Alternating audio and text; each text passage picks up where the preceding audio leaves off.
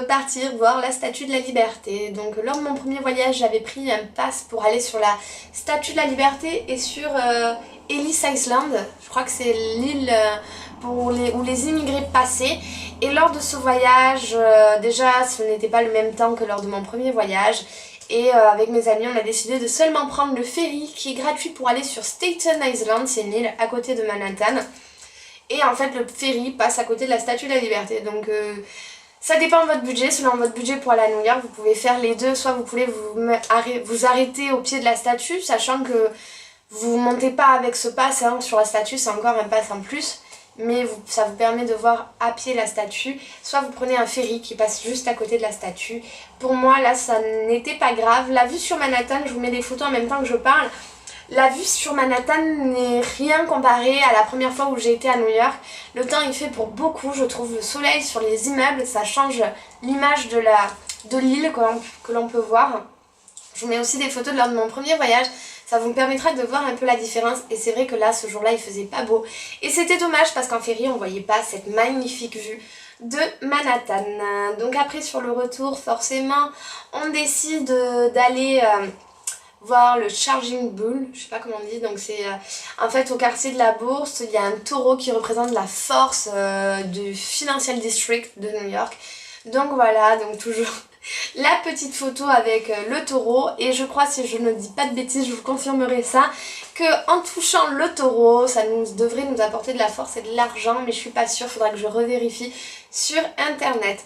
Donc forcément, vu qu'on était dans le sud de Manhattan et qu'on était dans Financial District, il fallait faire un tour au mémorial. Donc là, le mémorial, ce n'était pas comme la première fois lors de mon voyage à New York. Quand j'étais partie à New York, la tour qu'ils ont reconstruite à la place des deux anciennes tours, des tours jumelles, n'était pas terminée. Je vous montre des photos en même temps de ma tour avant. Et maintenant, elle a été finie. Donc voilà, avant, pour accéder aux fontaines du mémorial, les deux fontaines qui remplacent les deux tours jumelles, il fallait être contrôlé. Maintenant, ça devient une place publique où tout le monde peut y avoir accès. Donc lors de mon premier voyage également, je n'avais pas pu aller au musée du mémorial parce que je sais plus, je crois qu'il n'était pas terminé le musée. Et maintenant, il est terminé, donc nous avons décidé d'y faire un tour et vraiment, c'était une chose très émouvante. Bon, parce que d'une part ça retraçait, ça nous permettait de comprendre certaines choses même si on n'a pas tout compris parce que tout était en anglais sur comment s'est déroulé cet attentat, mais en plus c'était énormément émouvant par le fait qu'on pouvait avoir accès à des photos, des images et aussi des appels téléphoniques des personnes qui vivaient la situation et là on se rend compte en fait de l'horreur, encore plus de l'horreur. On l'imagine, mais là on l'imagine encore plus et des fois j'étais à deux doigts de chialer, heureusement qu'il y avait tout le monde avec moi, sinon toute seule dans ce truc, il n'y a personne avec moi dans ce musée, j'écoute tout ce que j'ai envie de faire. J'écoute tous ces dialogues, je vois tout ça, je crois que je passe ma soirée à chialer, c'était horrible. Mais bon, c'était très important de passer aussi par là et de connaître aussi d'autres choses et d'en savoir plus là-dessus. Au niveau de cet endroit, pour moi c'est un endroit hyper apaisant. Au niveau des images, comme je vous dis, en février, on n'a pas du tout les mêmes images qu'en octobre. Moi, mon premier voyage était en octobre. Et le soleil fait vraiment, en fait, sur une autre vision des buildings, je trouve. C'est que, voilà, ça apporte beaucoup plus de lumière. Même si c'est tout joli avec la neige, ce n'est pas du tout la même chose. Donc, voilà, cette journée fut très émouvante et j'ai beaucoup apprécié.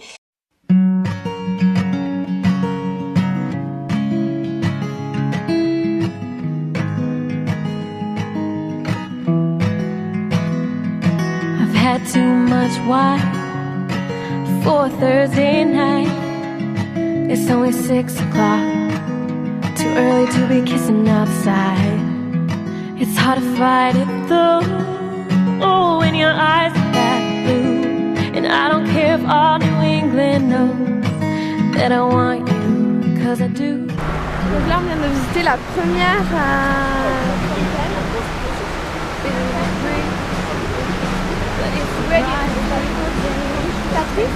Southbound tracks were pulling away. I bet they'd all agree I'm sitting way too close to you, but I don't care if these strangers see that I want you, cause I do.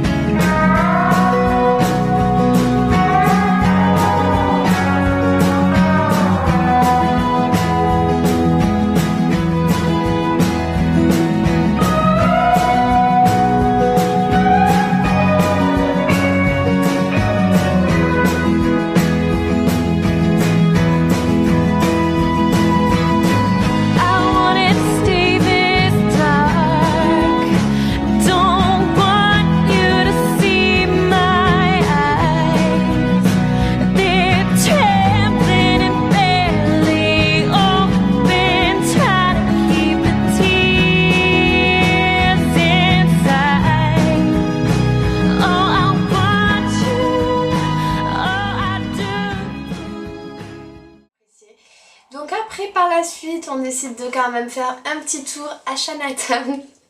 Alors lors de mon premier voyage, je m'étais dit je ne repars plus à Chinatown, les boutiques ça pue, enfin, déjà c'est même pas des vraies boutiques, c'est des wig où ils vendent de tout. Je trouve que c'est une horreur comment ça pue, je sais pas, j'ai un truc, je n'arrive pas trop à rester trop longtemps sur Chinatown, mais ce que j'aime voir à New York c'est le mélange de toute personne en fait, hein. C'est que les Chinois arrivent très bien à vivre avec les Italiens, les Américains, les hispano-américains, je sais plus comment on dit, enfin, avec, voilà, avec les blacks, avec tout le monde vit en cohésion avec tout le monde et ça c'est hyper important et c'est une chose que j'ai beaucoup retenue de mon voyage à New York. Et voilà, on peut passer d'un quartier à un autre comme ça sans même voir voilà, il n'y a pas de frontières en fait dans New York, dans chaque quartier, chaque culture a son quartier, enfin, c'est vraiment trop bien. Et il fallait quand même que je leur montre Chinatown avec leurs champignons séchés, tout ça, toutes ces choses séchées, c'est un peu atypique, hein. Ça fait quoi ça?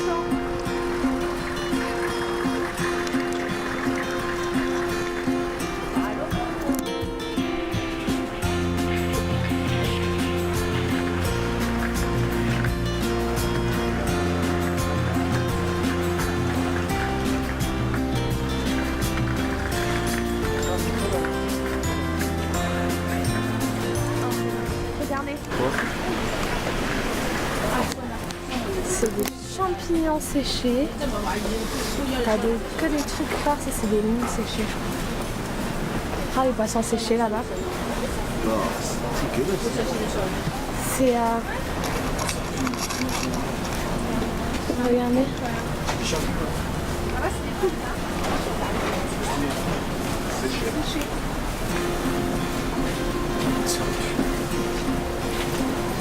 Nous on a vu des vers et tout, des limaces séchées. Regardez au cas où. Ça c'est des algues séchées. De la merde séchée là. Du caca séché. Des girolles séchées. Des cacahuètes. Putain, des cacahuètes. Des bien. T'as des grains? C'est séché. Tout est séché. Séché. Pharmacie chinoise.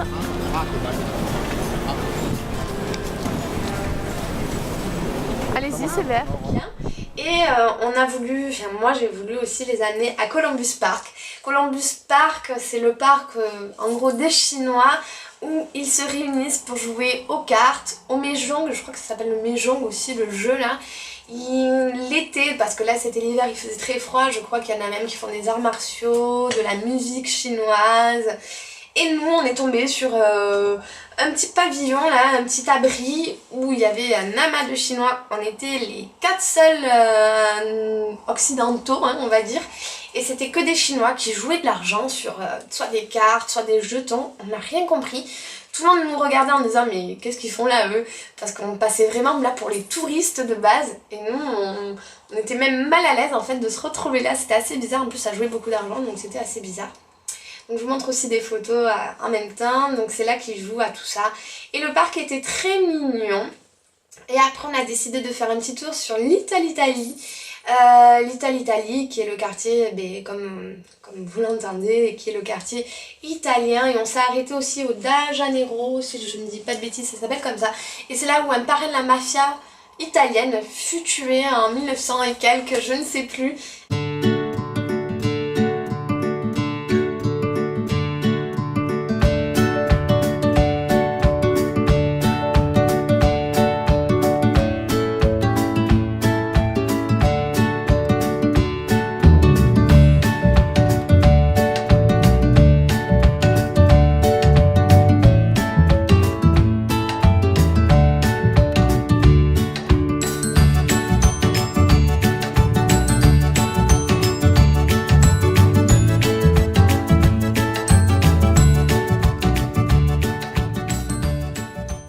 Et par la suite, nous sommes rentrés un peu à la maison et on est passé à Times Square faire quelques boutiques.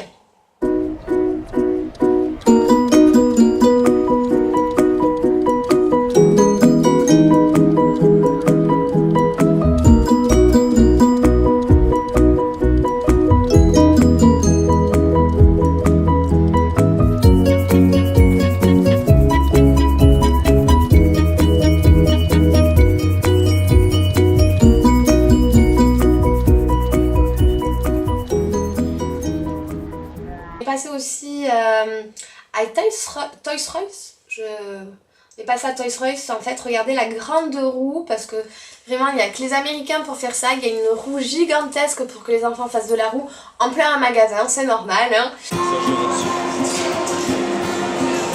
Tu vois ça, Toys R Us en Laurent? Il n'y a pas Toys R Us hein.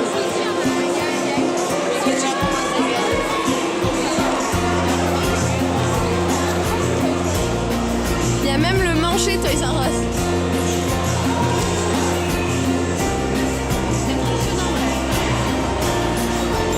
Ah, il fait 3 étages le Toys R Us. Ah, il y a le Wonka. Vous avez vu Charlie et la chocolaterie.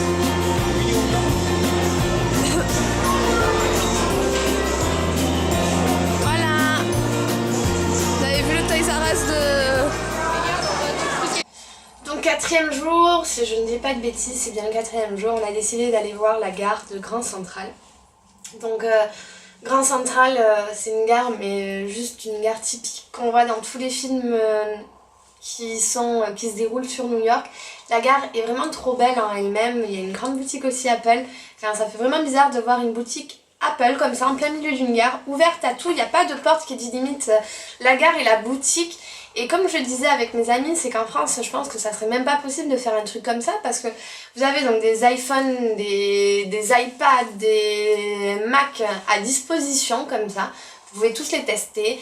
Et en France, je pense que la boutique ne fait pas, je sais pas, elle ne fait pas, non, c'est pas possible. Tout le monde dégraderait tout ça, alors qu'à New York, rien n'est dégradé. Enfin, c'est fou comment le métro n'est pas dégradé, comment tout est propre. Au niveau du métro, là de la gare, enfin, j'ai l'impression que voilà, les gens n'abîment pas. En France, on abîme beaucoup tout ce que l'on a, enfin, c'est assez particulier. On a décidé d'aller à Grand Central, on est parti aussi au Chrysler Building et je me suis arrêtée, j'avais vraiment envie de m'arrêter à Bath & Body Works parce qu'il fallait que je rachète d'autres choses. Et c'est parti, direction Macy's. Donc on est parti au Macy's, en fait Macy's c'est une sorte de galerie Lafayette printemps. On va dire, mais immense, je sais plus combien d'étages elle fait. Je l'ai pas refaite en entier, je suis allée au côté beauté et au côté chaussures. Et j'ai préféré en fait aller chez Victoria's Secret qui est pile en fait une Macy's.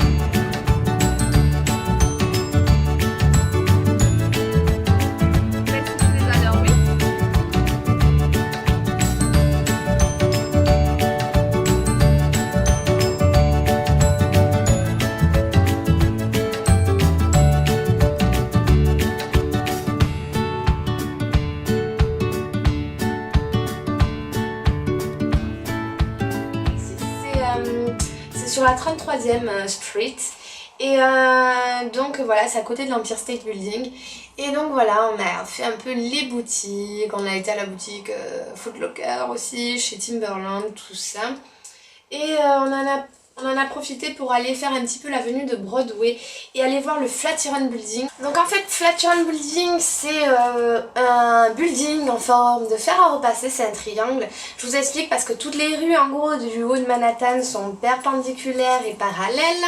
Et donc l'avenue de Broadway est la seule avenue qui est en diagonale et qui coupe donc les bâtiments. Et ce qui permet en fait de pas... Enfin, du coup on n'a pas des bâtiments rectangulaires et celui-là est vraiment extrêmement fin. Et c'est impressionnant quand même à voir. Donc par la suite on a été aussi au Métronome. Alors je vais vous dire ça, le Métronome c'est à Union Square. Et voilà, donc après on a été aussi déjeuner chez Murray's Bagel que j'avais vu toujours dans les bons plans d'Alex. En fait c'est un petit resto avec des bagels. Alors autant vous dire que nous on comprenait rien des fois dans le resto. On choisissait mais on comprenait pas tout ce qu'il y avait dans l'assiette. On découvrait par la suite, moi je suis tombée sur un très bon bagel mais bon il y en a qui sont très secs. Je pense qu'il faut pas oublier de mettre la cheese cream, la crème au fromage, ça doit être bien meilleur. Enfin bon voilà, et on a continué notre petite marche sur Broadway Avenue. Le soir on a été du coup à l'Empire State, si je ne dis pas de bêtises. Ouais, donc le soir on est monté sur l'Empire. Et c'était très joli de nuit, il y avait une partie de l'Empire où on recevait tout le vin et une autre partie où vraiment on était abrité du vin et du coup on ressentait plus la fraîcheur, c'était assez bizarre. On est monté tout en haut, ça coûte je crois bien plus cher pour monter tout en haut et je pense pas que ça soit forcément nécessaire. En haut c'est assez petit et pour le prix je trouve que c'est pas donné. Donc voilà, donc le soir on a fait ça et je crois qu'on avait décidé, c'était quoi, le vendredi soir, on a décidé aussi d'aller en boîte, aller boire un verre. Et du coup mon copain avait vu sur un groupe, je crois sur Facebook si je dis pas de bêtises, c'est les Frenchies à New York. Un promoteur en fait c'est des mecs qui travaillent pour une boîte et qui te font rentrer, voilà, donc nous les filles on rentrait gratuitement en boîte et les garçons c'était 50$. Par contre la soirée c'était alcool à volonté, donc je vous invite si vous voulez sortir à New York de passer par là. Donc la boîte c'était le Marquis je crois, donc le Marquis c'est une boîte qui propose un peu de tout. Ce soir là nous c'était un DJ techno un peu, voilà. Moi je suis pas très fan de techno donc c'était bien. Après voilà, on va pas se plaindre, on a payé gratuitement pour les filles pour sortir à New York, c'est génial. Voilà, vous rentrez gratuitement en boîte et vous avez soirée illimitée. Bon après toutes les boîtes c'est pas comme ça, hein, je vous le dis, mais là c'était soirée illimitée. Donc c'était génial.